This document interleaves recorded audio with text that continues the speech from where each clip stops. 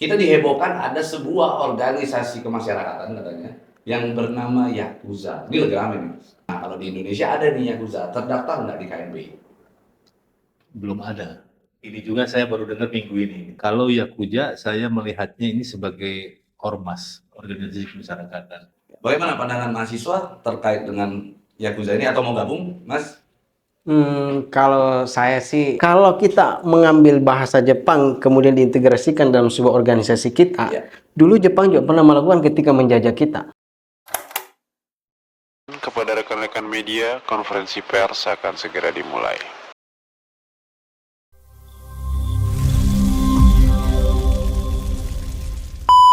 Ya, Assalamualaikum warahmatullahi wabarakatuh. Kali ini di dalam press conference Ray-Ban Entertainment, di sebelah kanan saya sudah ada Mas Tantan, Ketua Komite Nasional Pemuda Indonesia KNPI ya. Ya. Pecah 5 sekarang ya. Kok tahu ini?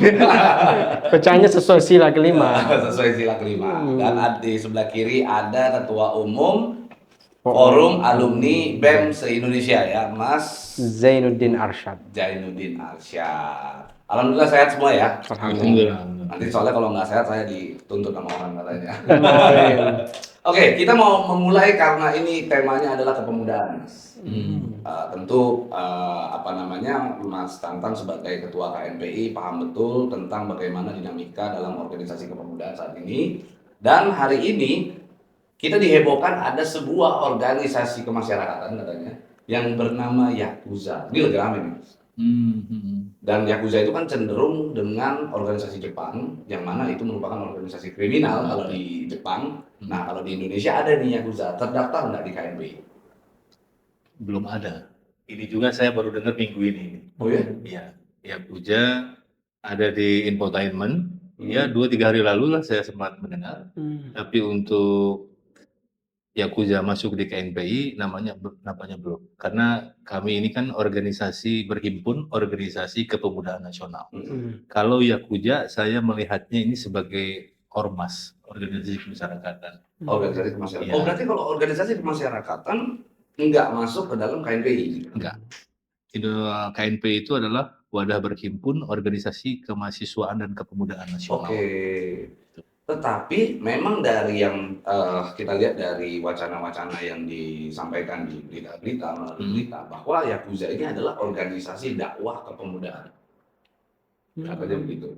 Sepintas memang saya pernah mendengar bahwa Yakuza itu adalah yang awalnya kotor, ujungnya zuhud sampai akhir kan. Itu singkatannya kalau yang saya sempat dengar ya. Jadi bukan Yakuza dalam terminologi organisasi kriminal di Jepang. Tapi ini lebih kepada abbreviation ataupun singkatan dari narasi yang tadi, sebuah keinginan luhur untuk mengajak masyarakat berhijrah. Saya yakin tidak hanya pemuda kalau Yakuza ini. Berarti tidak. masyarakat siapapun boleh. Masyarakat siapapun ya. Nah, yang menjadi persoalan kita sebenarnya kan sekarang mahasiswa dan masyarakat sekarang banyak yang mengomentari, yang mengomentari persoalan Yakuza ini, gitu ya. Di mana Yakuza ini disebut terdiri dari bahasa Jepang Yaku dan Za, artinya 893 kalau nggak salah. Ini kalau di dalam permainan kartu di Jepang, ini sejarahnya Yakuza ya. Permainan kartu di Jepang ini artinya tidak berguna lah. Artinya adalah kartu yang tidak berguna. Dan Yakuza itu dianggap sebuah organisasi yang terpinggirkan oleh di kalangan masyarakat gitu. Itu gimana, Mas? Ya, saya juga melihat visi dan mission dari Yakuza ini juga adalah mengakomodir kelompok-kelompok terpinggirkan. Seperti ya mohon maaf dalam kategori preman barangkali masyarakat, kemudian juga para pemicu narkoba dan lain sebagainya yang berkaitan dengan hal-hal kriminal. Saya pernah mendengar nama Gus Tuba yang merupakan anak dari Gus Mik. Itu keluarga dari Nahdiyin yang sangat berpengaruh. Di Kediri, di Jawa Timur ya. Beliau lah pendirinya gitu ya. Beliau pendirinya. Dan saya yakin kalau ini adalah visi dan misinya, tentu ini adalah sebuah langkah kebaikan bagi bangsa Indonesia. Berarti tidak ada persoalan di sana. Tidak ada persoalan kalau menurut saya. Apalagi di Indonesia, Undang-Undang Dasar kita pasal 28-nya itu Hmm. menyatakan melindungi dan mengakomodir kebiasaan berkumpul, ya berserikat dan berbicara. Tentunya ini suatu hal yang legal. Bagaimana pandangan mahasiswa terkait dengan Yakuza ini atau mau gabung, Mas? Kalau saya sih mengingatkan historis ketika Jepang datang ke Indonesia 1942 sampai 1945. Ya. Walaupun jiwanya adalah invasi, tetapi Jepang itu beda dengan Portugis. Ya. Jepang itu beda dengan Belanda dan VOC. Kalau Portugis tetap membawa dengan gaya pendidikan glory, gold, dan gospel. Kemudian kalau VOC dan Belanda tetap membawa dengan budaya dan bahasa mereka. Tetapi 1942-45 kita buktikan Jepang itu dasar pendidikannya tetap meletakkan bahasa Indonesia sebagai menjadi bahasa inti dalam sebuah pendidikan. Oke, berarti yang dimaksud Mas adalah nama Yakuza itu tetap harus dimaknai dengan kepanjangan dia yang bahasa Indonesia tadi gitu. Ya, artinya apa? Kalau kita mengambil bahasa Jepang kemudian diintegrasikan dalam sebuah organisasi kita, dulu Jepang juga pernah melakukan ketika menjajah kita. Oke. Bahasa Indonesia itu tetap digunakan sebagai bahasa pendidikan kita. Bahkan ada pasukan kita, pasukan peta dan sebagainya itulah cikal bakal menjadi tentara profesional di negeri kita. Oke, ya sama kayak Belanda juga kan sampai hari ini penegakan hukum di Indonesia di KUHP, KUHP masih banyak istilah-istilah bahasa Belanda. Belanda ya. Tetapi dalam hal itu berarti tidak menjadi satu persoalan di kalangan mahasiswa juga ya terkait dengan Yakuza. Mungkin bahasa ada yang mempermasalahkan, tetapi makna semuanya orang sepakat ketika itu maknanya tidak bertentangan dengan Pancasila, tidak bertentangan dengan Undang-Undang Dasar 1945. Karena orang melihat medsos tidak selamanya melihat makna dan arti, tapi melihat sepintas. Itu kalau orang melihat sepintas pasti akan ada dinamika, itu wajar dalam dinamika sosial. Tapi ketika dimakna dan digali kemudian disinkronkan dengan siapa yang mendirikan Yakuza itu, tokoh dari NU dan sebagainya. Kalau saya latar belakang NU waktu pendidikan di pondok, kemudian kuliah di Muhammadiyah. Jadi melihat segala sesuatu itu harus melihat dari latar belakang siapa pendirinya. Baru membaca artinya apa, maknanya apa, baru mengambil kesimpulan. Nah, ini kita harus cedarkan anak-anak mahasiswa dan pemuda di Indonesia bahwa jangan termakan dengan dogma-dogma dan pengaruh-pengaruh media dalam hal sepintas. Tetapi harus dibaca secara runtut sejarah, bahkan dibaca sejarah 1908, 1928, bahkan dibaca sejarah tentang berdirinya Muhammadiyah 1912, kemudian NU 1926. Ini semua harus dibaca. Makanya jangan pernah lupakan sejarah, sehingga ketika ada situasi politik nasional, ketika ada dinamika sosial, ketika ada hal-hal yang baru, maka kita harus selalu garis benang birunya kemana, sehingga akan melahirkan sebuah kesimpulan. Oh begini, itulah cara berpikir yang pernah diungkapkan oleh Soekarno, jas merah. Jangan pernah lupakan sejarah, karena masa depan itu dari sejarah, masa kini baru kita mengkonsep segala sesuatu. Mungkin Yakuza ini bagian daripada flashback sejarah itu, sehingga akan melahirkan sebuah konsep yang baru yang akan kita lihat bisa bersinergi dengan anak muda, KNP dan sebagainya. Sepanjang untuk bangsa dan negara, ayo. Tapi kalau tidak, mungkin kita berbeda dalam pola-pola yang langkah selanjutnya. Itu aja. Artinya kan berarti yang harus kita lihat itu adalah esensinya dibangun sebuah perkumpulan tadi itu. Betul. Ya, organisasi itu ya, bukan melihat hanya sebatas nama. Tapi ada yang menggelitik gitu. Yang menggelitik adalah ini adalah organisasi yang disebut sebagai organisasi muda untuk tujuannya berdakwah, orang berhijrah gitu ya. Nah, ini teringat dengan sebuah kalau tahu Mas, ada namanya mie setan. Dulu ada restoran, ada kafe namanya mie setan. Pada saat mie setan tersebut mau mengajukan sertifikasi halal gitu ya, itu ditolak. Padahal semua dia tidak punya kandungan-kandungan yang haram, gitu ya, yang halal kan gitu. Nah, dia ditolak karena menggunakan nama setan, karena setan tidak halal gitu. Nah, sekarang pertanyaan saya nih, kalau terkait dengan Yakuza begitu, dalam berdakwah, dia niatnya adalah untuk berdakwah, apalagi untuk mengajak orang berhijrah. Kira-kira ini halal apa haram? Iya, Yakuza sebagai sebuah brand yang akan dijual, itu berbeda dengan institusi yang dituliskan dalam akta notaris. Saya yang berkeyakinan bahwa yang akan didaftarkan itu bukan yakuzanya, tapi yakin ya. awalnya kotor, ujungnya berakhir juhud gitu kan. Juhud lagi. Itu yang akan ini. Sama kayak KNPI, ada beberapa kelompok. Itu ada yang menuliskan DPP KNPI saja, ada yang menuliskan Dewan Pimpinan Pusat, ada yang dipanjangkan, dan ada berbagai trik-trik lainnya untuk dimasukkan ke dalam notaris. Ya, artinya di dalam akta notarisnya dia pasti menggunakan kepanjangan yang yang lengkap, dan itu kalau ditulis secara lengkap, narasinya tidak ada yang membahayakan. Bahkan itu terkesan menjadi bahasa yang sangat religius. Bayangkan juhud loh. Itu juhud itu sesuatu yang sangat luar biasa dalam konsep Islam. Nah, kalau KNPI yang Mas pimpin apa brandnya? Kalau kita tagline-nya KNPI mendunia. KNPI mendunia. KNPI mendunia. Kenapa kami menegaskan tagline KNPI mendunia? Karena organisasi DPP KNPI yang kami pimpin itu terkait dan terafiliasi dengan berbagai platform dunia. Platform internasional, dari mulai yang terbesar, United Nations, Persatuan Bangsa-Bangsa di New York, headquarternya. Kemudian yang kedua OIC, Organization of Islamic Cooperation, itu di Jeddah, headquarternya. Mereka memiliki sayap OIC Youth, Islamic Cooperation Youth Forum, yang kemudian itu menjadi umbrella dari organisasi kita. Kemudian juga ada yang namanya ASEAN African Youth Government juga. Itu sebuah organisasi internasional yang mengakomodir lembaga-lembaga kepemudaan di Asia Afrika. Dan KNPI ada di dalamnya. Kemudian yang terbaru tuh BRIC. BRIC itu adalah organisasi yang didirikan oleh kelompok perlawanan terhadap hegemoni Amerika. Itu Rusia, China, India, Brazil. Dan sekarang juga mereka melahirkan yang namanya BRIC Youth. BRIC Youth inilah yang kemudian mengundang kami, KNPI, DPP KNPI kita, untuk terlibat dalam organisasi tersebut. Dan kita in charge di sana, sudah mengikuti berbagai kegiatan BRIC dari sebelum Presiden Prabowo menegaskan bergabungnya dengan dengan BRIC.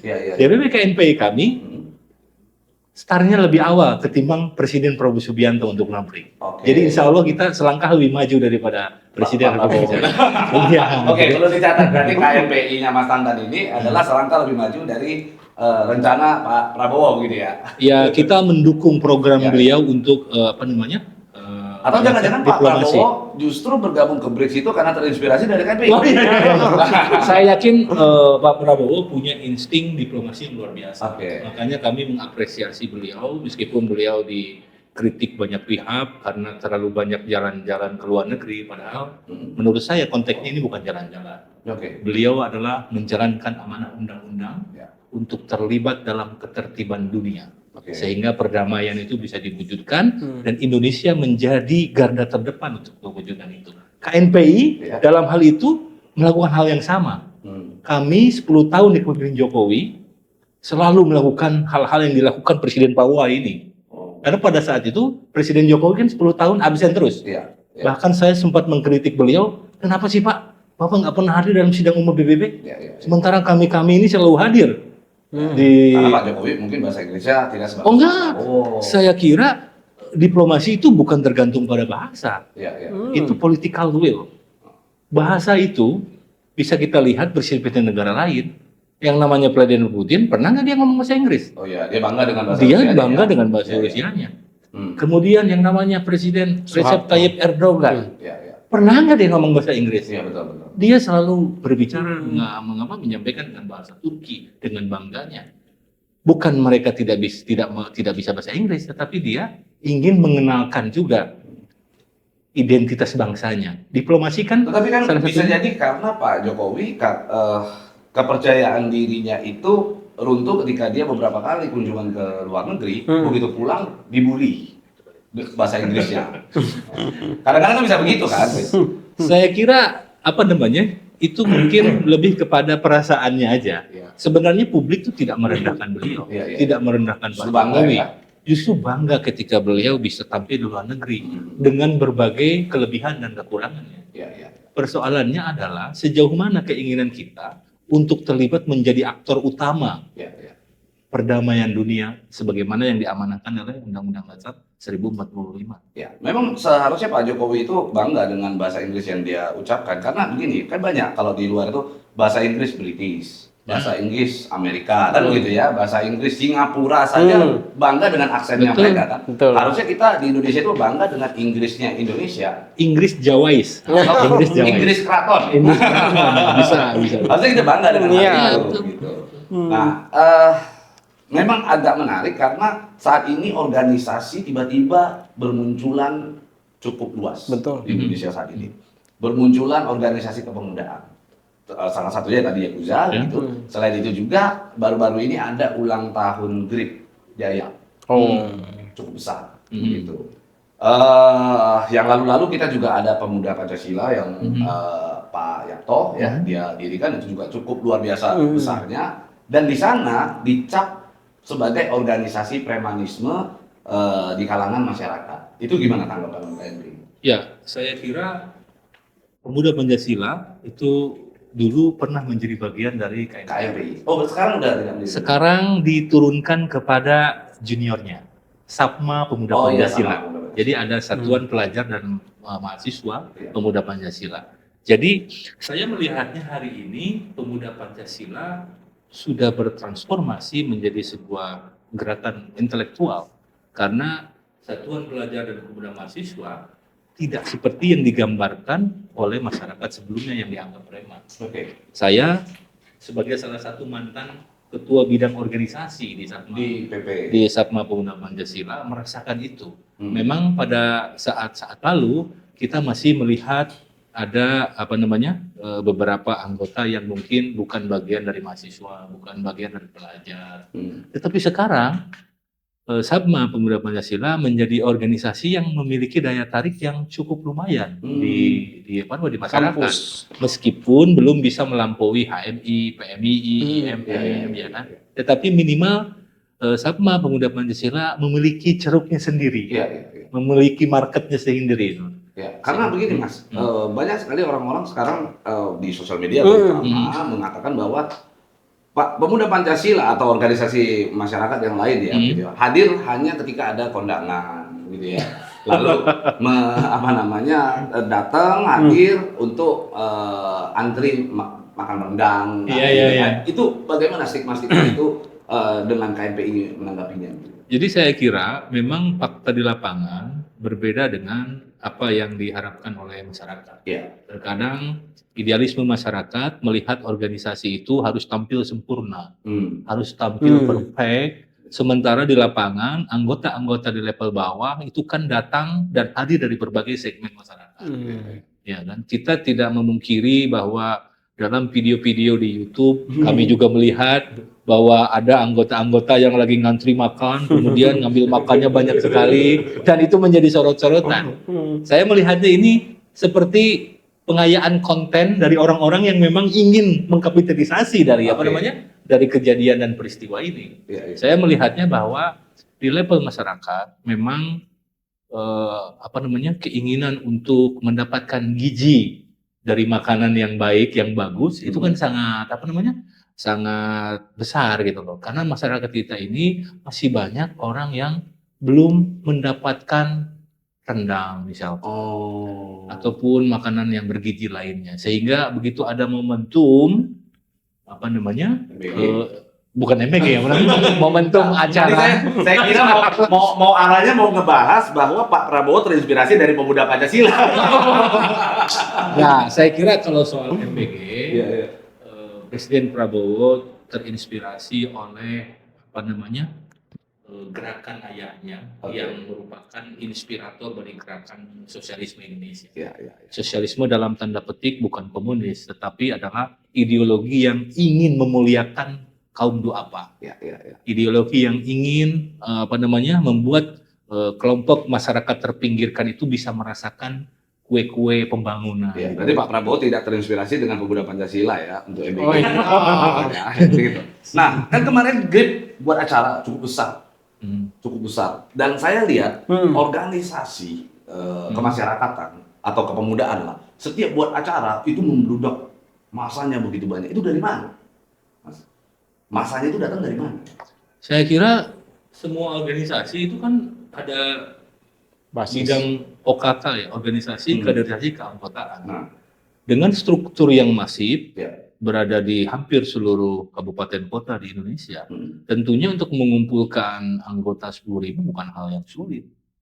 Oh gitu ya, berarti Iya. mobilisasi bisa hadir semua itu ya? Bagi organisasi yang memiliki platform ideologi yang kuat, itu akan memiliki daya tarik yang luar biasa. Sehingga untuk mengumpulkan anggota ini tidak terlalu sulit. Ya. Kita misalkan waktu demo 212, Ya. itu kan hampir jutaan orang. Mereka tidak melakukan bayar-membayar ataupun memberikan akomodasi apapun, Hmm. tetapi dengan seruan yang bersifat ideologi, yang menyentuh hati, mereka tertarik untuk datang. Oke. Untuk GRIP pun saya yakin seperti itu. Hmm. Bang Hercules de Marshall yang merupakan menjadi pemimpin tertinggi di GRIP, saya yakin sudah berproses cukup lama membangun kader-kader di berbagai daerah, gitu loh. Apalagi beliau sekarang mendapatkan porsi yang memadai di hadapan presiden yang merupakan sahabatnya, dan GRIP menjadi salah satu pendukung utama juga dari presiden. Jadi dikenal lah ya. ya dikenal, sehingga itu juga menjadi daya tarik masyarakat untuk bergabung. Oke. Selain figuritas dari ketua umumnya gitu kan, Oke. Bang Hercules gitu. Nah, dari kalangan mahasiswa sendiri banyak yang bergabung ke GRIP atau Mas deh bergabung ke PP atau ke GRIP? Kawan-kawan kita banyak di GRIP. Di GRIP. Berarti kemarin hadir. Kalau Mas gabungnya di GRIP? Secara organisasi belum. Oke. Tetapi teman-teman bergaul banyak juga di GRIP. Jadi Ya. melihat GRIP itu jangan melihat GRIP kalangan bawahnya, Oke. gitu. GRIP lagi mencoba mentransformasi untuk ada juga kelompok-kelompok intelektual, kelompok-kelompok keagamaan dan sebagainya, seperti itu. Saya rasa bukan cuma GRIP yang punya dinamika dalam berorganisasi ya Pak ya. Ada pemuda Pancasila, bahkan di organisasi keagamaan itu sendiri kayak di NU, di Muhammadiyah pasti akan ada dinamika itu terjadi. Nah, bagaimana negara hadir seperti itu? Ya. Negara hadir untuk membina semua elemen anak bangsa ini yang berbagai macam watak dan pikiran dibina sehingga menjadi bagaikan sapu itu utuh. Jangan sampai karena adanya ormas ini menjadi ladang untuk perpecahan.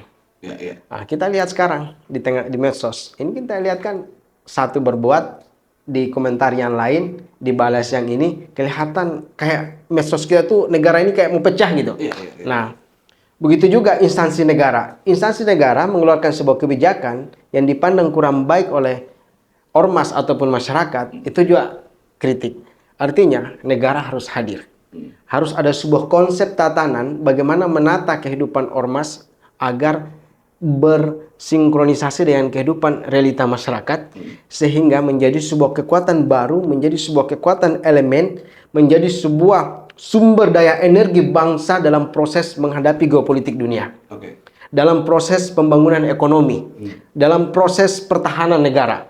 Mohon maaf, kira-kira kalau terjadi perang, orang-orang yang siap menghadapi peperangan ini, apakah orang-orang yang sudah hidup nyaman atau orang-orang yang lagi berproses dalam kehidupan dinamika? Saya rasa kan dah, pertama yang lari itu orang-orang yang koruptor, orang yang hidup nyaman, Orang uang lah ya. orang mewah, Ya, ya. gitu. Tetapi orang-orang yang kita anggap hina, kita anggap berlatar belakang, saya yakin dan percaya orang-orang seperti itu yang pertama angkat bambu runcing untuk berhadapan untuk mempertahankan NKRI. Jadi pola cara pandang ini harus dimanajemen dengan baik. Dan kita dari Forum Alumni BEM dan KNPI siap membantu mengkonsep ini diberikan kepada negara bahwa begini polanya, kita hadir. Tetapi bukan berarti kita akan membebek kepada penyelenggara negara. Kita wajib menitip, kita wajib mengkritik. Ini bagian dari kritik. Artinya apa? Ketika terjadi perpecahan di bawah ini, masyarakat mengkritik ini dan sebagainya, ini ketidakmampuan negara, gitu, penyelenggara negara, gitu, ketidakmampuan penyelenggara negara dalam mengelola dalam mengelola situasi kondisi sosial kita. Hmm. Jadi makanya pemerintah harus mengambil para pembantu-pembantu presiden itu yang memiliki kapasitas. Kalau saya itu merumuskan 4 dimensi. Punya ilmu, punya moral, punya seni, Ya. dan keberanian. Dan seni inilah seni berbicara, seni mengendalikan konflik, seni mengendalikan ormas, seni mengendalikan mahasiswa dan sebagainya. Ketika para pemimpin pembantu presiden ini 4 hal dimiliki, saya yakin dan percaya pertahanan dan keamanan negara kita dalam menunjang pembangunan ekonomi itu bisa tercapai. Semua program-program pemerintah itu akan mudah direalisasikan. Tapi kalau tidak mampu dikelola dan yakin dan percaya, yang terjadi adalah disintegritas anak bangsa itu sendiri. Dan hal yang harus bertanggung jawab, jangan tanggung jawab kepada ormas-ormas yang cuma nasi.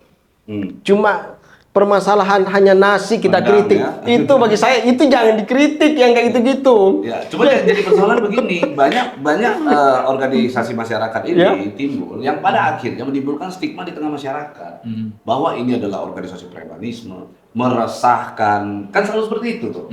Tiap mohon maaf Lebaran atau mungkin hari-hari besar datang proposal meminta-minta. Oke. Bahkan ada satu video yang mungkin kalau kita bisa cek di YouTube, ada satu bentuk video tersebut menggambarkan bagaimana pemerasan kekerasan yang dilakukan oleh ormas, dibuat film dokumenter. Nah, Oke. itu terjadi.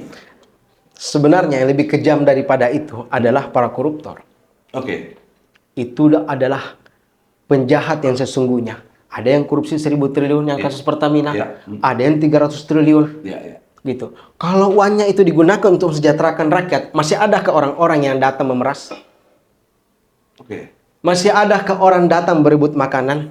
Masih adakah yang satu sama lain saling memalak? Tapi coba kita kalau berpikir terbalik, bagaimana kalau seandainya, karena kita tahu bahwa Ya. organisasi kemasyarakatan yang besar-besar ini banyak sekali pejabat negara, pejabat di partai politik juga ikut bergabung di dalam organisasi kemasyarakatan tersebut. Bagaimana kalau kita membuat satu simulasi, kalau seandainya si koruptor tadi ternyata juga mengalirkan dana itu ke dalam ormas? Itu berarti kembali ke penegakan hukum.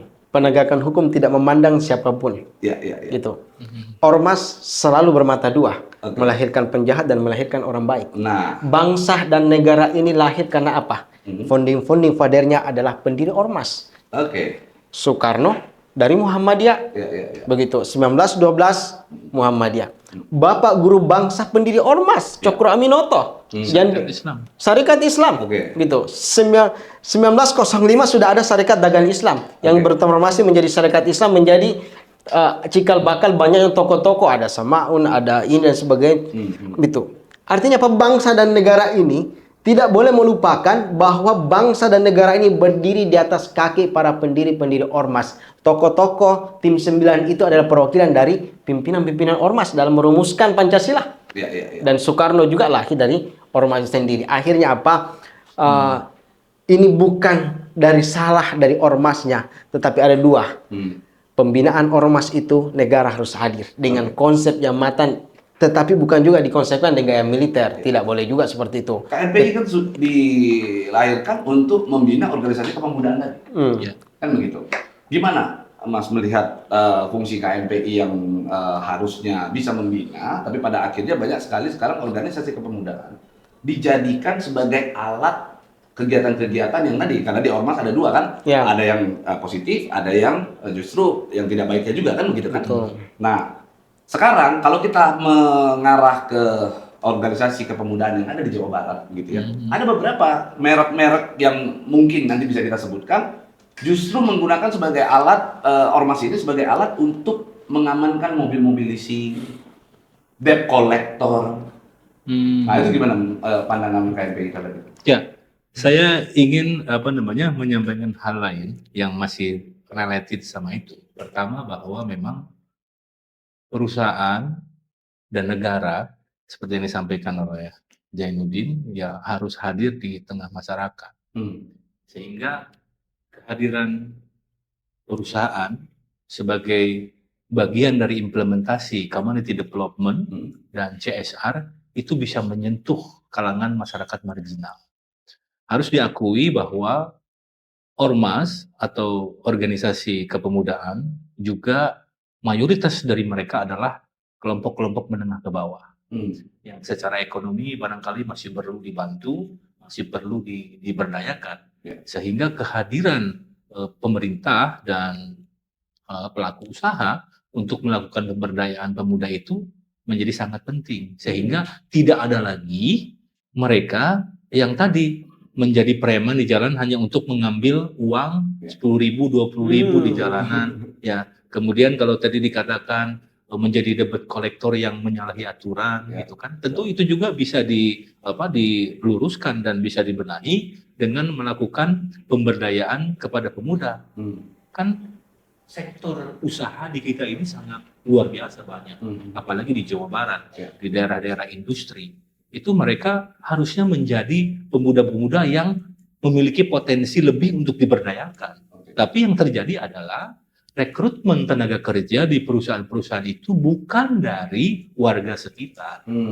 Sementara dalam Undang-Undang Perseroan Terbatas yang telah direvisi, itu kan mengharuskan sebuah perusahaan untuk berkontribusi kepada lingkungannya dengan CSR dan community development. Bayangkan saja kalau dalam bahasa Islam ini terminologinya adalah zakat, infak, dan sedekah.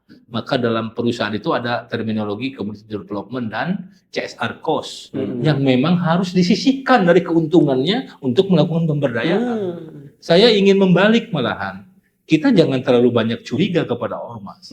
Tetapi kita putar balik bahwa kita justru harus mengkritisi perusahaan yang kepeduliannya itu sangat kurang terhadap pemberdayaan masyarakat. Kasihan kalau hanya negara dibebankan untuk mengurus ormas sekian banyak, pemuda masyarakat sekian banyak. Berarti ormas-ormas harus bisa memanfaatkan pengusaha-pengusaha untuk menyisikan CSR-nya kepada. Jadi terminologi kami bukan memanfaatkan, tapi bagaimana ada sinergi kedua belah pihak. Karena tanpa sinergi dari masyarakat dan perusahaan, programnya pun tidak akan menyentuh. Tapi perusahaan harus berusaha untuk turun ke bawah, mencoba program yang bottom up. Ya kan lahir dari masyarakat, kemudian direspon oleh oleh perusahaan dan disinkronkan dengan kebijakan pemerintah, dan insya Allah itu akan menjadi bagian daripada ikhtiar perusahaan untuk membuat pemuda maju bersama. Nah, tapi saya ada penasarannya, Mas. Ormas ini banyak yang terkadang membuat satu pelatihan yang semi militer. Sekarang banyak beredar di sosial media kan, menggunakan pakaian yang loreng-loreng, gitu ya. Lalu mereka belajar baris berbaris dan lain-lain. Ya terkesan sangat militer sekali. Itu mudahnya sebenarnya untuk apa? Saya sih melihat kepada hal utama yaitu disiplin. Iya. Jadi saya melihatnya bukan militerisme. Meskipun memang di situ ada unsur militeristik. Tetapi kalau saya anggap militeristik, itu harus ada penggunaan alutsista, alat utama sistem pertahanan, senjata segala macam. Tetapi kalau lebih kepada baris berbaris, kemudian juga seragamnya agak loreng, saya kira itu tidak bisa dikategorikan sebagai militeristik atau preman atau hanya instrumen untuk menakut-nakuti masyarakat.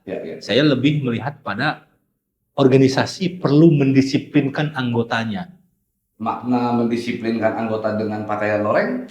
Saya kira itu merupakan kesatuan langkah dengan keinginan organisasi yang ingin melihat bahwa dia tidak hanya sekedar disiplin, tetapi juga ada progresivitas dan revolusionisme dari sebuah membangkitkan semangat. Gitu loh. Meskipun memang kekeliruan di masyarakat tentunya juga kita tidak menutup mata. Ada yang menggunakan loreng itu untuk menakut-nakuti orang.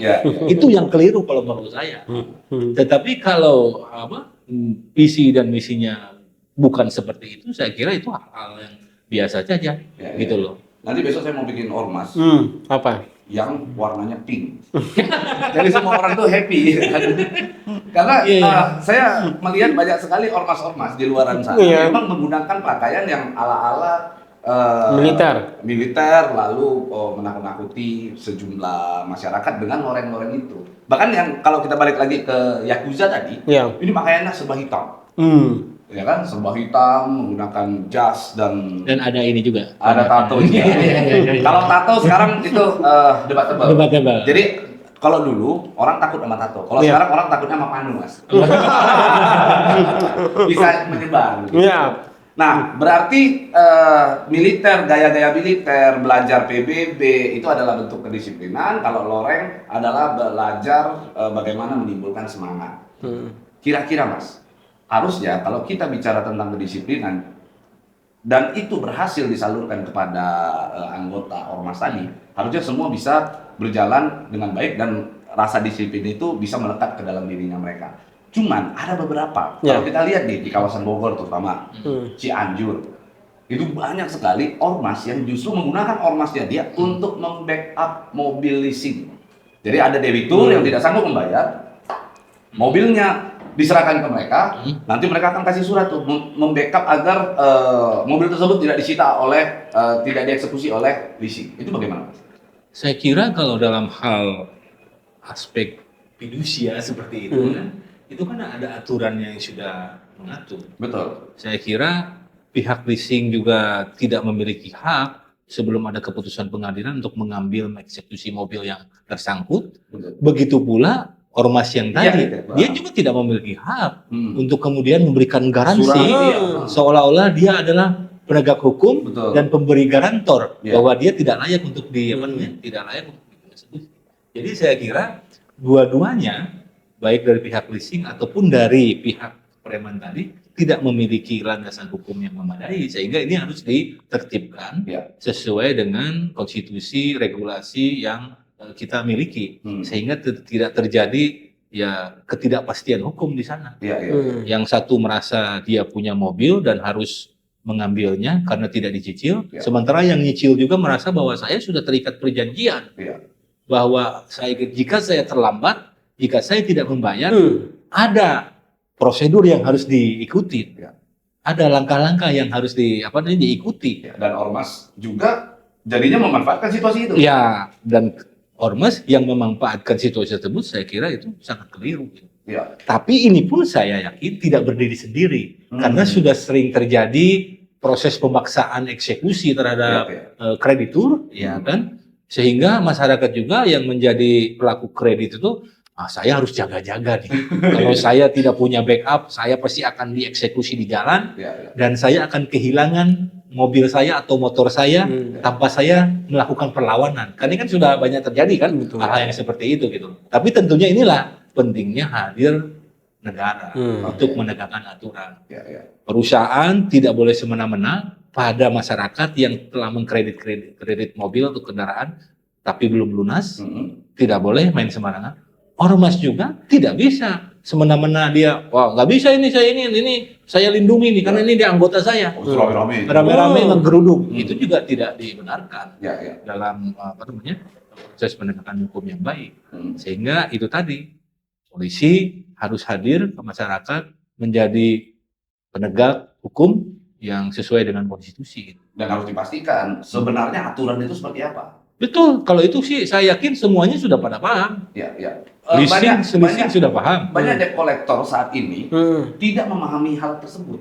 Justru mereka juga turun sampai sekarang baru-baru ini ada terjadi bahkan pengacara, advokat ditusuk di Depok. Ya betul. Kan begitu, advokat ditusuk di Depok gara-gara urusan mobil. Itu juga sama.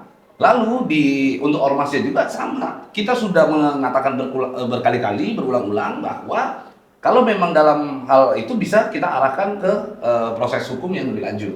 Tetapi ormas-ormas tetap kadang-kadang mobilnya udah diambil, bahkan mobilnya dipindah tangankan oleh ormas-ormas menggunakan sistem gadai. Dan mereka membranding mereka itu sebagai ormas. Nah ini kan yang sebenarnya membuat masyarakat juga resah, perusahaan-perusahaan para kreditur juga resah. Ya kan mereka yang punya uang beli mobil untuk masyarakat lalu akhirnya begitu saja hilang begitu. Kira-kira KNPI perannya untuk meluruskan persoalan ini agar masyarakat tidak terjebak di dalam lingkaran, mohon maaf ya, lingkaran setan kalau saya sebut itu, di dalam lingkaran setan itu, dan bagaimana ormas-ormas bahkan organisasi kepemudaan bisa untuk menghindar dari persoalan itu. Ya, kami beberapa kali dalam beberapa kesempatan di tahun 2025 kemarin, beberapa kali melaksanakan penyuluhan kepada teman-teman organisasi yang memiliki latar belakang fakultas hukum. Mereka kami bimbing untuk mengajari dan memberikan pencerahan kepada anggotanya yang terlibat dalam advokasi ke para debt collector itu. Karena ada teman-teman yang memang ditangkap oleh kepolisian, yang memang anggota tersebut tidak langsung menjadi pengurus KNPI, tetapi menjadi kolega daripada pengurus KNPI dan sama-sama masih muda, sehingga menjadi tanggung jawab kita. Dan kami selalu memberikan arahan dan pencerahan kepada teman-teman bahwa ada hal-hal yang berkaitan dengan regulasi konstitusi yang harus kita berikan kepada teman-teman kita yang ya kebetulan terpaksa harus hidup di dunia debt collector itu. Karena itu bukan keinginan. Itu terpaksa karena sudah tidak punya lagi aktivitas pekerjaan yang lain sehingga harus terlibat di sana. Berarti pemerintah harus membuka lapangan kerja ini ya? Oh pasti. Kalau itu memang sudah kewajiban utama pemerintah. Terutama harus memperhatikan lapangan kerja bagi anggota-anggota ormas. Ya, saya kira tidak harus kepada anggota-anggota ormas karena pendidikan, lapangan kerja itu hak segala bangsa, hak seluruh rakyat Indonesia. Dia anggota ormas ataupun bukan anggota ormas, itu memiliki hak yang sama untuk mendapatkan pekerjaan dan kesejahteraan. Oke, bagaimana agar masyarakat ini teredukasi, Mas? Mungkin kan masyarakat banyak yang pengen ya untuk gabung ke dalam ormas gitu ya. Agar mereka itu bisa teredukasi, mereka harus gabung ke ormas yang seperti apa sih? Lalu ciri-cirinya bagaimana sih? Nah, kalau di kita, kami kan lahir dari organisasi Himpunan Mahasiswa Islam, HMI, yang lahir pada tahun 1947, 3 tahun setelah Indonesia merdeka. Kami memiliki pola rekrutmen kader dengan ada forum-forum perkenalan. Visi misi HMI bagaimana itu didirikan oleh siapa, kemudian misinya apa itu melalui medium atau instrumen Maperca, masa perkenalan calon anggota. Gitu. Di forum itulah kita menyampaikan berbagai hal yang berkaitan dengan organisasi, hal-hal yang menarik tentunya sehingga bisa menarik anggota-anggota baru. Ini berbeda apa yang disampaikan oleh Komeng Kalau Komeng kan masuk HMI dia merasa terjebak. 10.000 7 hari di puncak katanya kan, siapa yang tidak tertarik. Saya ngikut. Tahunya saya diseksa kata Komeng Tapi nggak apa-apa, itu satu warna lain. Tapi sebenarnya yang kami hadirkan adalah untuk merekrut calon anggota dan mengenalkan organisasi itu dengan cara ada medium intelektual, ada medium sosial, sehingga yang terjadi bukan hanya interaksi pikiran, tetapi juga interaksi batin. Ada keterikatan antara kita dengan calon anggota baru, sehingga mereka tidak hanya sekedar memahami regulasi, konstitusi, institusi, organisasi kita, tapi juga dia merasa terkait dengan diri kita. Oh, ini yang menyampaikannya cukup kredibel, cukup qanaah, ataupun cukup rendah hati, humble gitu kan. Sehingga cukup itu zuhud cukup zuhud tadi kayak Yakuza ini. Bahkan HMI itu punya tagline juga, Yakuza. Sebelum ada Yakuzanya, Apa? Yakuza itu adalah kepanjangan dari yakin usaha sampai. Ini sebuah dorongan spirit dari founding father HMI yang sekarang sudah menjadi pahlawan nasional, namanya Profesor Lakran Pane, yang ingin memotivasi para kader-kader HMI bahwa dengan semangat yakin usaha sampai, apapun bisa dilakukan, apapun bisa diraih, apapun bisa sukses selama niat kita bersih, tulus untuk memberdayakan mahasiswa-mahasiswa, kaum muda, khususnya dari kalangan Islam. Lalu bagaimana, Mas, ketika mereka mau untuk pertama kali bergabung di ormas nih? Apakah mereka harus ikut dulu tadi itu yang pertemuan intelektual tadi itu, dia kan untuk mendalami organisasi itu, atau mereka harus mempelajari dulu. Kalau misalnya kita lihat perusahaan kan ada istilah company profile, kan? Apakah mereka harus mempelajari dulu ini organisasi visi misinya ini? Ya. Nah itu menjadi ciri khusus nggak untuk memilih mana organisasi masyarakat yang baik, yang positif? Iya, kami menawarkan forum itu sebagai sebuah langkah preventif bahwa Tapi forum itu kan harus masuk dulu.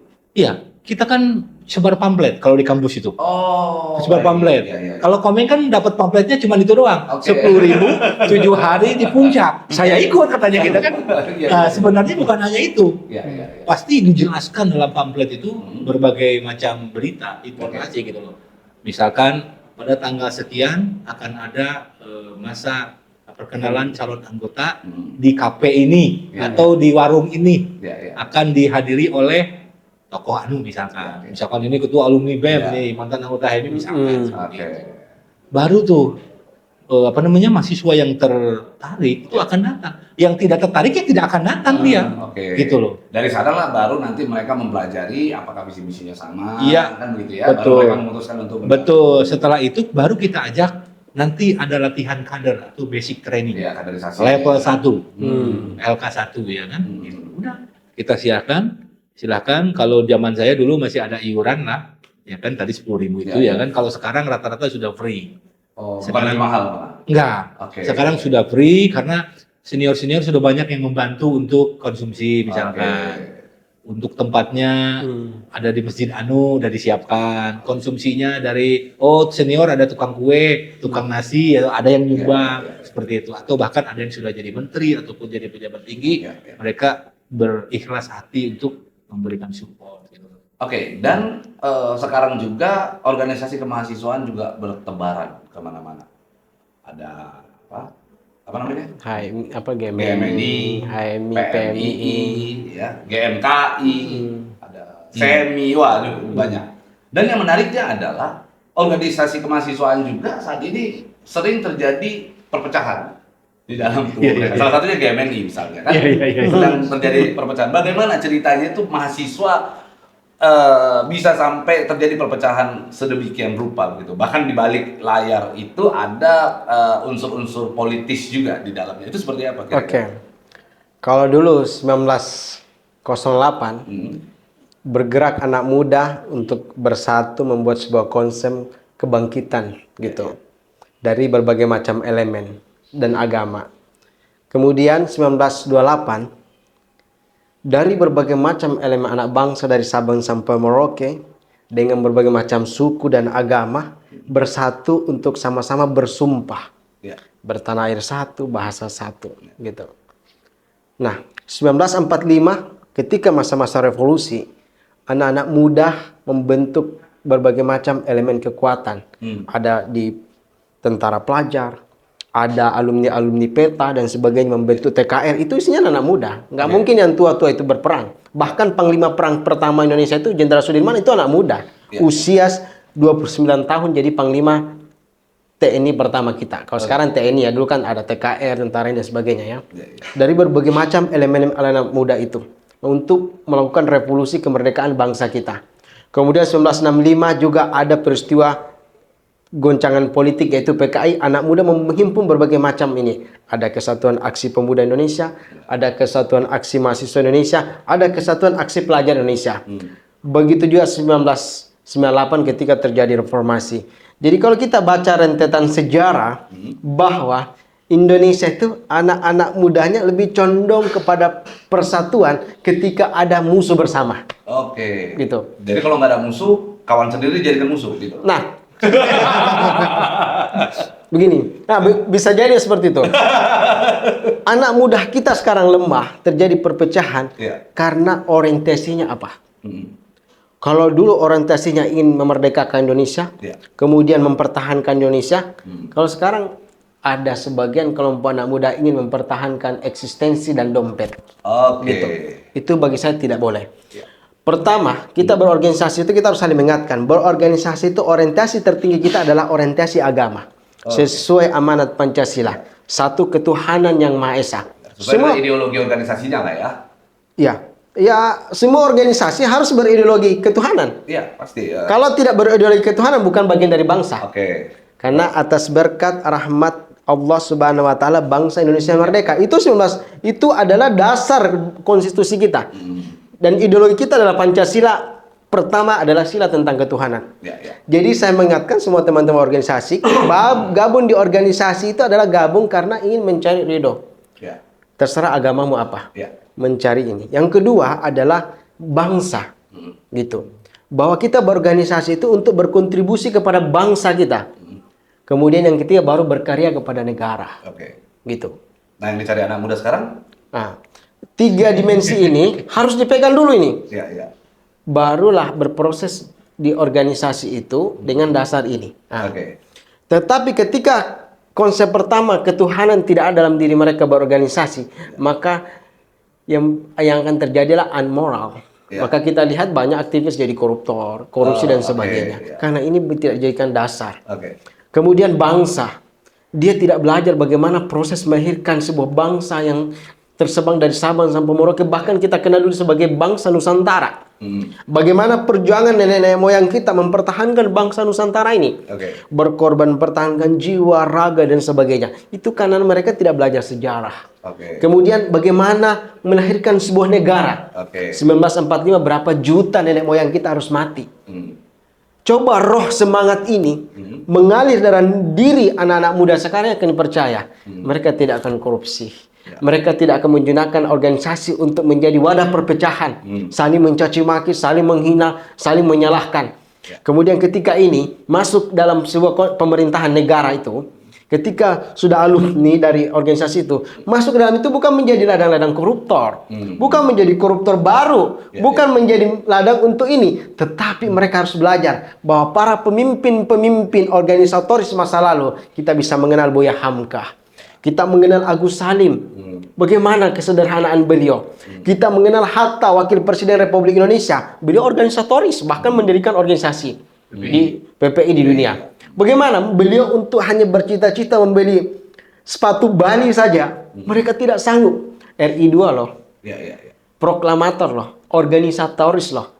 Karena 3 dimensi itu mengalir dalam jiwa dan pikirannya. Berarti mahasiswa yang sekarang 3 dimensi itu nggak masuk ke dalam jiwanya. Makanya bisa sampai terjadi perpecahan, sampai tadi Mas katakan bahwa orientasinya ke eksistensi dan Fulus. Nah, apa karena 3 hal itu tidak masuk ke dalam jiwa mahasiswa? Tidak menjadi mayoritas. Oh, oke. Gitu. Dalam berorganisasi itu tidak harus 100% bos. Ya, kalau saya itu pernah mengskemakan kalau semester 1 sampai semester 5 belajarlah idealis 100%. Apa kata senior ikut. Demo ikut, bakar demo itu idealis. Pemerintah harus selalu dikritik. Pokoknya pemerintah itu serba salah. Itu semester 5. Jangan semester 1 sampai semester 5 sudah belajar ngolah. Itu nggak boleh. Berarti banyak memang kalangan mahasiswa saat ini dari semester 1 saja sudah diajari bagaimana cara mengolah. Itu tidak boleh. Itu semester 1 sampai semester 5 itu diajari idealis. Kalau perlu ikut sama senior. Apa kata senior, loncat ke laut, loncat ke laut. Gitu. Berenang. Bakar ban. Tidak ada boleh. Jadi demonstran, kritik dan sebagainya itu bagi anak teman-teman itu jangan dihentikan karena itulah proses kaderisasi kepemimpinan bangsa dan negara kita. Ini sejarah membuktikan. Kalau mereka orang seperti ini dihilangkan dalam kritik, bagaimana proses kelahiran kepemimpinan bangsa dan negara kita? Baru semester 5 sampai semester 7 udah mau selesai. Baru belajar ngolah. Bukan ngolah. Ngolahnya 5-6 aja nanti. Turun lagi. Mungkin idealismenya tadi 100%, mungkin turun 10%, masuk nilai rasional. Jadi apa segala sesuatu dari senior itu mulai dipertimbangkan. Kalau senior salah dipertimbangkan, tapi jangan langsung mengkritik. Namanya su'ul adab. Etika dan kehormat kepada senior itu harus ada. Ini harus diajarkan kepada mereka, harus ada tetap adab. Tapi sudah mulai dirasionalkan. Kalau tidak rasional, unrasional jangan diikuti. Kemudian ketika sudah mau selesai, ya namanya kita senior juga kan harus banyak kader-kader kita mulai agak pragmatis, tapi bukan praktis. Nah, kalau praktisme itu berarti pemahaman praktisme ideologi yang agak negatif.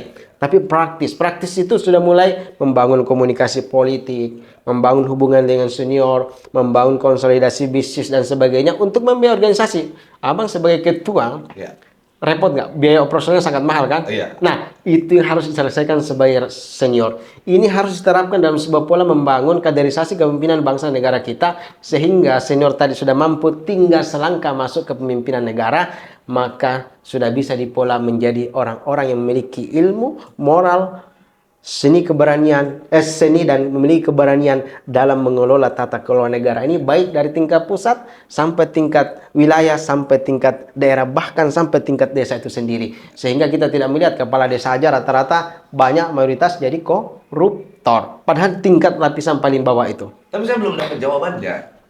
Kenapa mahasiswa saat ini ketika berorganisasi cenderung pecah? Nah, itu kan jadi persoalan. Dan yang menariknya adalah dibalik daripada perpecahan itu selalu melibatkan politisi, pejabat publik di balik daripada perpecahan itu. Masing-masing kubu punya pegangan kalau bahasa sehari-hari. Oke. Romawi, Persia, ada perpecahan? Pasti. Ya. Bahkan di Kristen, Islam, dan sebagainya, ada pemahaman yang berbeda. Gitu. Dalam membangun bangsa dan negara kita juga, apakah ada perdebatan? Ada dialektik. Sangat panjang dialektik untuk melahirkan Pancasila 1945. Bahkan waktu itu sudah di pasal 1 sudah dikatakan bahwa kewajiban menjalankan syariat Islam. Ya. Sampai bagian timur mengatakan kalau itu ditegakkan kami mau pecah. Artinya kalau berbicara tentang kalau melihat dari satu sudut bahwa wah ini perkara besar, tetapi kalau melihat dari sejarah dan melihat secara keseluruhan, ternyata perjalanan hidup manusia itu sudah menjadi bagian dari roda itu. Di zaman Nabi Adam juga antara anak yang satu dan anak yang lain terjadi dinamika. Jadi kita bahasanya nggak usah bahasa perpecahan, bahasa dinamika, betul kan, Dak? Kita ganti menjadi bahasa lebih halus, bahasa lebih hasanah, dan bahasa yang lebih hikmat. Kalau terjadi demikian, itu adalah bagian dari dinamika untuk proses pendewasaan diri, betul? Nah, jadi kalau kita bicara dinamika, tentunya juga diselesaikan dengan cara yang intelektual. Tapi terkadang mahasiswa terjadilah dinamika yang disebutkan itu cenderung diselesaikan dengan cara kekerasan malah. Konfrontasi lah ya. Ya kan, konfrontasi, bahkan saling pukul. Sampai kemarin saya dapat info ada salah satu kader dari salah satu organisasi kemahasiswaan sempat diculik di Surabaya gara-gara hanya untuk urusan perpecahan itu. Nah, ini kan menjadi persoalan yang serius sehingga ini tidak lagi bisa kita katakan sebagai dinamika. Kan begitu. Ya, dapat kita simpulkan ini benar-benar ada terjadi perpecahan. Lalu pertanyaan berikutnya, kenapa dibalik dari ini semua selalu ada politisi yang terlibat dan ada pejabat yang terlibat? Apakah memang ada tujuan lain dibalik itu? Oke. Politisi pasti membutuhkan namanya konstituen. Konstituen. Ya. Salah satu jaringan terbaik dalam membangun konstituen itu adalah mahasiswa. Berarti politisi cenderung memanfaatkan mahasiswa. Makanya kita harus putus benang kusut ini. Kita harus perhalus lagi, kita tata lagi dengan baik, susun dengan baik. Negara harus hadir membina ini semua. Harus ada peraturan-peraturan baru sehingga organisasi-organisasi untuk kaderisasi kepemimpinan bangsa ini tidak terlalu diintervensi para politisi itu. Politisi pasti tujuannya adalah merebut kekuasaan.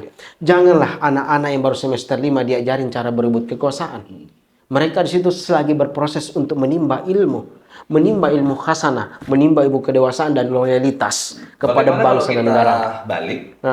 Yang kita nasihati bukanlah politisinya, tetapi bagaimana dengan mahasiswanya yang cenderung, mohon maaf, melihat materi sebagai awal masuk daripada perpecahan itu. Ini materi hadir karena ulah para politisi. Mereka lah yang... Nah, ini kan bicara duluan telur apa ayam.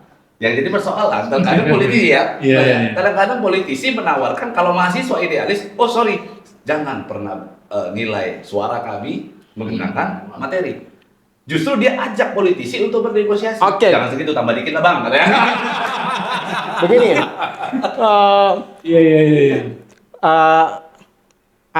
seorang anak akan mengikuti ayahnya. Kalau ayahnya makan berdiri, maka anaknya makan berlari, begitu kan? Nah, begitu juga aktivis. Kalau seniornya tukang olah, maka dia akan belajar ke senior tukang olah. Oke. Kalau seniornya tukang siram duit, maka ketika dia menjadi pemimpin juga akan suka menilai. Artinya apa? Contoh dalam sebuah kepemimpinan berbangsa dan bernegara. Ini kita krisis dalam itu. Sehingga anak-anak kita terkontaminasi, adik-adik kita terkontaminasi. Saya bertanya, proses kedewasaan itu apakah anak yang baru semester 3 langsung dewasa? Tidak kan? Apakah semester 1 langsung dewasa? Tidak. Semua butuh jenjang kedewasaan itu. Kita jangan terlalu menyalahkan anak muda. Bagi saya akan selalu menyalahkan proses kepemimpinan di bangsa ini. Para pemimpin tidak memberikan contoh, para tokoh-tokoh tidak memberikan contoh yang baik, para pemangku kebijakan tidak memberikan contoh yang baik. Mereka lah yang salah, bukan anak-anak ini. Saya katakan, hei kau para pejabat-pejabat, kau lah yang salah ketika anak-anak muda ini banyak jadi penjahat. Oh gitu. Ya. Mereka lah yang salah, tidak mampu mengelola negeri ini lebih baik. Tapi sekarang pertanyaan yang menarik adalah, kira-kira Mas kan di forum alumni BEM se-Indonesia, begitu ya. Berarti dahulu juga bergabung di dalam organisasi kemahasiswaan. Iya pasti. Pernah nggak ditawarin fulus? Itu hal saya tahanan makar dulu 2017. Oke. Oh iya. 4 bulan saya di Makobrimob. Dikurung, diisolasi. Begitu penderitaannya. Oh, dari situ terlihat berarti pernah ditawarin tapi nggak ngambil. Itu kita boleh nggak pasti mengerti lah bahasa itu. Jika di penjara saja saya mau. Ya.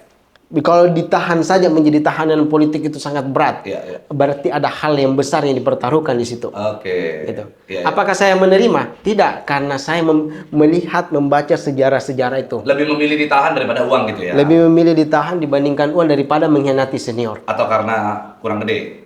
Bukan karena gede. Kalau dulu itu aktivis itu kayak jarang kelihatan kan ya? Kayak apa sesuatu kali ada aktivis yang berani betul itu berarti sesuatu hal yang besar dipertaruhkan di situ. Oke. Gitu. Apalagi saya dulu kan betul-betul melawan terhadap kekuasaan itu kan. Betul-betul bersinergi dengan para oposisi ring satunya negeri ini kan. Oh iya. Gitu sampai Menyesal nggak keadaan ini? apa? Menyesal tapi? Kalau untuk ini saya tidak akan pernah menyesal karena saya memperjuangkan Pancasila dan 1945. Oke. Saya memperjuangkan NKRI, saya memperjuangkan sebuah keyakinan dan kebenaran untuk menentang para koruptor-koruptor dan penyelenggara negara yang tidak berkualitas di negeri ini. Wih, Itu. mantap. Luar biasa. Justru itu yang harus dibanggakan. Nih anak-anak muda di luaran sana, mahasiswa harus mencontoh ini senior kalian nih, kan begitu kan? Iya. Itu ya, harus begitu tuh. Jadi jangan bilang kalau Anda itu adalah mahasiswa idealis kalau belum pernah di penjara di Makobrimob. Betul. Jadi nggak harus di penjara juga. Di penjara juga. Karena kalau semuanya ingin di penjara juga, artinya chaos negara ini kan. Nah, bagaimana dengan KNPI, Mas? Ketika ada dinamika di mana banyak sekali organisasi kepemudaan, organisasi mahasiswa akhirnya pecah gara-gara urusan tadi itu yang tidak idealis gitu ya. Udah belajar ngolah sejak dini. Apakah KNPI mencoba untuk bernegosiasi dengan politisi-politisi di balik daripada kubu-kubu yang telah terpecah? Harusnya KNPI kan bisa. Bos, jangan ikut campur lah, ini kan ranah kami, kan gitu. Bos, jangan gabung lah, kan gitu. Jangan duitmu kau alirkan ke sini, kan gitu. Ke kami aja, kan ada nggak gitu? Jadi yang ingin saya sampaikan adalah bahwa KNPI ini wadah berhimpun tidak hanya organisasi kepemudaan dan kemahasiswaan, tetapi juga lebih dari itu. Oke. Lintas agama, etnik, bahkan saya partai. Oke. Jadi di KNPI ini memang ada partai di sana. Oke. Kalau Golkar itu ada AMPI, ada AMPG, ya, Ya, dan semua. ada beberapa sayapnya lagi lah. Kalau di PAN ada BM-PAN, ya kan? Kalau di PDIP ada BMI, ada Banteng Muda Indonesia. Kalau di Gerindra ada TIDAR, ada apa namanya Satria. Semua ada di Ya, KNPI. semua ada di KNPI. Memang dinamikanya tidak hanya sekedar dinamika kepemudaan biasa, tetapi juga ada sumbangsih partai politik dalam memberikan ya angin sepoi-sepoi ya, Stimulus lah. bahkan barangkali menjadi angin ribut ya kan kadang-kadang itu. Ada Lalu kontribusinya. Pak, yang kira-kira dari KNPI lakukan untuk mencegah terjadinya perpecahan itu? Karena ya tadi yang saya sampaikan bahwa perpecahan itu kita ketahui secara bersama ada politisi-politisi kawakan di balik dari itu semua yang mensuplai dana, mensuplai ide, kalau bahasa kita memanas-manasi lah. Itulah kelebihan KNPI kita. Ayo. KNPI kami memang tidak secara langsung ataupun langsung terafiliasi dengan partai politik. Sehingga kami tidak menerima dana dari partai politik, tidak menerima dana dari tokoh tertentu untuk melakukan gerakan, ya kan? Tapi kami benar-benar bergerak dari diri kami sendiri dan teman-teman yang menjadi pengurus. Lalu apa yang dari KNPI untuk mencegah itu bagaimana caranya? Mencegah perpecahan di kalangan organisasi mahasiswa? Ya, kalau khusus untuk organisasi mahasiswa, karena semuanya menjadi bagian dari KNPI, maka kita berkomunikasi dengan semua pihak yang terbelah. Misalkan tidak hanya GMNI ya, tapi KMMI, kami Kesatuan Aksi Mahasiswa Muslim juga terbelah menjadi dua. Mereka akan kongres dalam beberapa bulan ke depan. Saya berkomunikasi dengan kedua belah pihak, baik pihak AMRI ataupun pihak Jundi ya. Ini dua-dua ketua umum itu. Saya selalu memberikan kesempatan keduanya untuk beraktivitas di program-program kami yang internasional. Berarti ini sebagai instrumen bagi kami agar kami bisa dekat dua-duanya dan kami bisa memberikan masukan bahwa Islah itu lebih baik, bersatu itu lebih baik, meskipun kami di KNPI masih terbelah, tapi kami tapi kami tetap tapi kami terus berproses untuk mencapai titik Islah itu. Karena kami ini sangat merindukan proses persatuan ini. Gitu loh. Tadi saya berpikir begitu kan. Islah itu lebih baik, dari pihak mereka menjawab, kalian aja dulu kan. Nah itu makanya itu juga menjadi sebuah pelajaran buat kami gitu bahwa ternyata perbelahan itu tidak memberikan keuntungan tapi memberikan kerugian. Dulu pada saat zamannya terakhir ya Pak Presiden SBY, Ketua Umum KNPI dan Sekjen KNPI itu selalu mendampingi Presiden kemanapun lawatan, ke daerah ataupun ke luar negeri dalam pesawat kepresidenan. Bayangkan saja, itu porsinya untuk pemuda. Dan ini dilakukan di luar negeri. Dan sekarang itu sudah tidak ada lagi di Indonesia. Jadi ada sebenarnya solusinya. Dulu saya pernah tergabung di salah satu organisasi kemasyarakatan yang cukup besar di Sumatera Utara, kalau tahu IPK, Ikatan Pemuda Karya.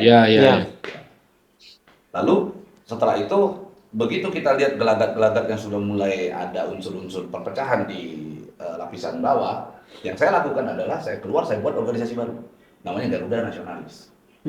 Semata-mata cuman karena pengen dipanggil ketum aja. Enggak lah itu. Kalau itu metodologinya, kami pun pernah memprediksi perpecahan KNPI sejak lama. Sejak tahun 99. Pada saat itu mantan Menpora Bang Adi Aksadau dengan mantan Menteri Sosial Idrus Marham dengan mantan Ketua Umum Partai Demokrat Anas Urbaningrum maju menjadi Ketua Umum KNPI di Kinasi di Bogor.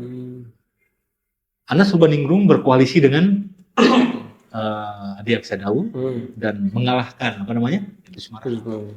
Pada saat itu mungkin ada sedikit kekecewaan, kemudian lahirlah yang namanya Kongres Pemuda Indonesia (KPI) yang dipimpin oleh Bang Idrus Marham. Tapi itu bagus. Memang langkah lebih bijaksana ketimbang ngeributin KNPI, mendingan membuat sesuatu yang baru, lebih orisinil.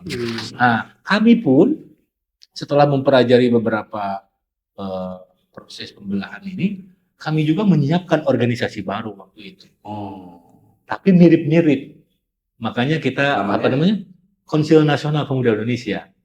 Konsil Nasional Pemuda Indonesia. Dan itu kita daftarkan juga di berbagai platform dunia internasional. Karena waktu itu saya sebagai Ketua Bidang Hubungan Internasional dekat dengan Ketua Umum KNPI dari berbagai pihak. Sehingga Ketua Umum ini tidak pernah hadir. Saya sebagai Ketua Bidang Organisasi yang hadir ke luar negeri. Sehingga setelah itu mereka hanya mengenal bahwa pimpinan Pemuda Indonesia itu adalah dari kami, sehingga dan berlanjut sampai sekarang, alhamdulillah gitu. Cuma nggak jadi akhirnya tetap mempertahankan. Tetap mempertahankan itu kami. Sembari organisasi Konsil Nasional Pemuda Indonesia juga dipertahankan oleh junior-junior lain yang memang ingin aktif dan tidak bisa masuk ke KNPI. Oke. Apa Mas pesannya kepada organisasi-organisasi kepemudaan, organisasi kemahasiswaan untuk bagaimana bersama-sama kita bisa membangun bangsa dan tidak terjadi perpecahan? Silakan. Ya, pesan kami untuk seluruh pemuda dan aktivis organisasi kepemudaan serta kemahasiswaan se-Indonesia bahwa dinamika adalah sesuatu yang tidak mungkin kita hindari, tetapi dinamika itu akan tuntas jika kita kembali kepada visi dan misi organisasi yang ingin sama-sama memberdayakan pengurus, anggota, dan organisasi tentunya menjadi semakin bermanfaat untuk bangsa dan negara.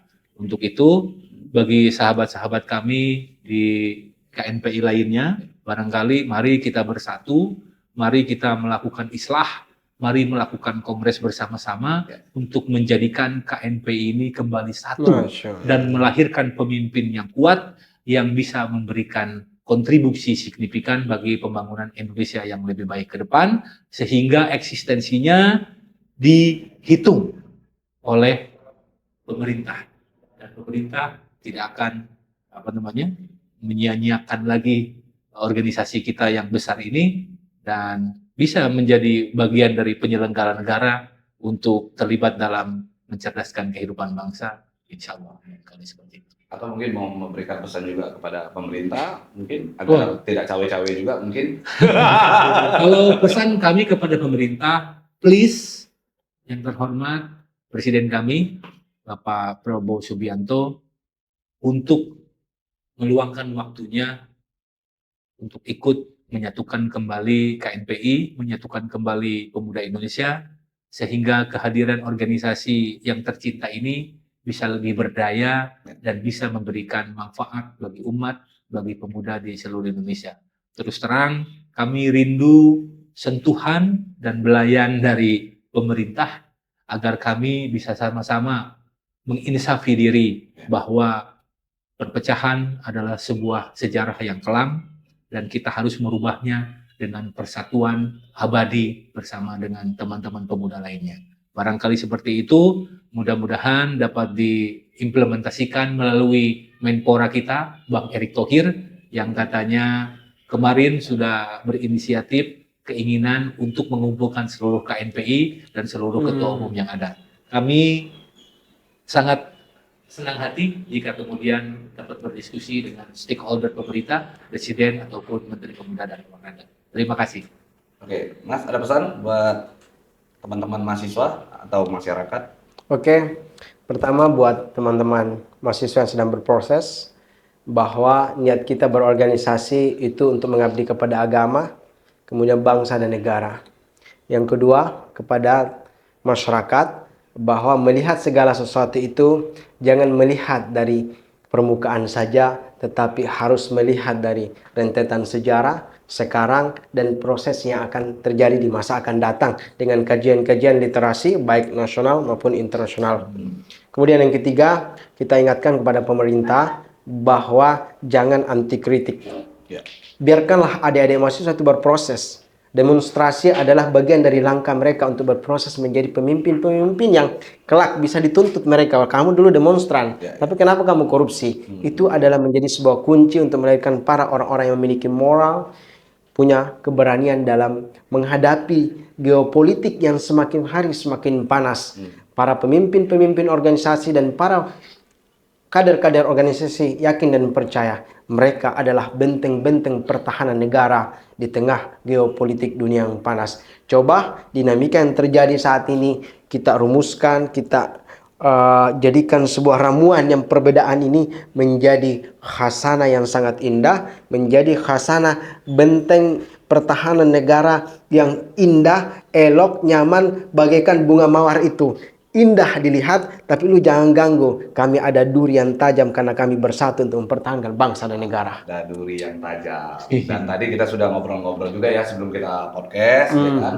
Bahwa nanti ke depannya kita akan melakukan kerjasama ya antara KNPI dengan Forum Alumni BEM se-Indonesia dan Komite Nasional Advokat Indonesia. Kita akan bekerjasama memberikan beasiswa keren kepada kalangan mahasiswa dan pemuda untuk melakukan PKPA gratis, pendidikan khusus profesi advokat Ya, secara insyaallah. cuma-cuma. Insyaallah. Oke, terima kasih kepada Sama-sama. Mas Tata, Sama-sama. kepada Mas Zainuddin Arsyad. Kepada rekan-rekan media, konferensi pers akan segera dimulai.